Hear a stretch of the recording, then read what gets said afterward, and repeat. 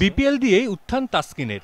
এই মঞ্চে প্রথম নিজের অস্তিত্বের জানান দেন তাসকিন। 2013 সালে অভিষেকের পর প্রতি বিপিএলেই খেলেছেন, তবে এবারের আসরটা একটু ভিন্ন এই তরুণ পেসারের কাছে।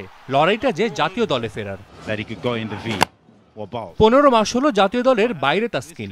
অফ ফর্মের সঙ্গে ছিল ইনজুরি সমস্যাও, তবে এই সময়ে পাশে পেয়েছেন সিনিয়র সতীর্থদের।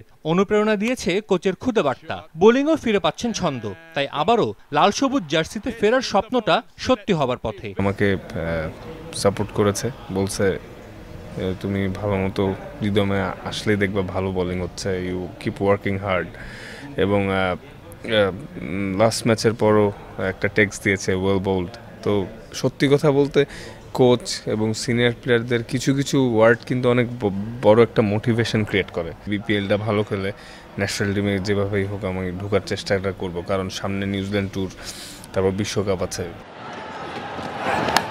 এখন পর্যন্ত বিপিএলে পেসারদের মধ্যে সেরা উইকেট শিকারী তাসকিন। 7 ম্যাচে নিয়েছেন 14 উইকেট, 17 উইকেট নিয়ে শীর্ষে আছেন সাকিব। শুধু যে ফিটনেস ফিরে পেয়েছেন তা নয়, Sylhet sixers coach pace bowling great ওয়াকারের দীক্ষাও দিয়েছে সাহস। ওয়াকার ইউনুস আরও অনেক হেল্প করতেছে, ও অনেক মোটিভেশন দিচ্ছে এবং বিলিভ করানোর চেষ্টা করতেছে যে আমি ভালো করতে পারবো, আমি ভালো করেছি, হয়তো একটু খারাপ প্যাচ গেছে বাট ইনশাল্লাহ সম্ভব। তো নতুন বলে লেন্থ আর সুইং নিয়ে স্পট বোলিং বা আরেকটু স্কিল কাজ করার চেষ্টা করব। রিভার্স সুইং, ভ্যারিয়েশন সুইং, এগুলো যাতে আরও বেশি করে শিখতে পারি ওনার কাছ থেকে।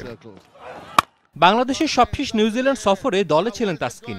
এবারও ডাউন আন্ডারে যাবেন আছে এমন গুঞ্জন। নির্বাচকরাও দিয়েছেন তেমনই ইঙ্গিত। তবে এবারের তাসকিন আগের চেয়ে পরিণত, তাই আত্মবিশ্বাসও বেড়েছে বহুগুণে। আস্তে আস্তে কিছুটা এক্সপিরিয়েন্স হচ্ছে, ভুলগুলা থেকে শেখার চেষ্টা করতেছি।